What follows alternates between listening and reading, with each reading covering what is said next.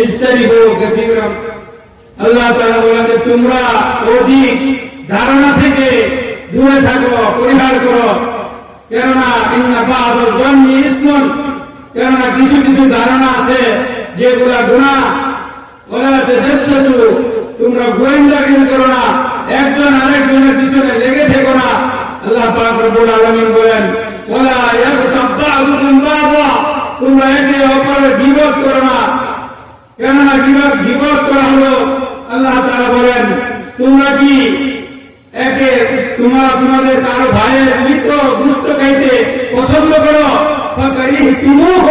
তোমরা এটাকে অপছন্দ করো। সুতরাং গীবতের ব্যাপারে বলা হয়েছে এবং অধিক ধারণা থেকে দূরে থাকার কথা বলা হয়েছে। অন্য এক হাদিসের মধ্যে মেহমান বলেন, আল্লাহ নবী সাল্লাল্লাহু আলাইহি ওয়াসাল্লাম বলেন যে চারটা গুণ, চারটা সিফত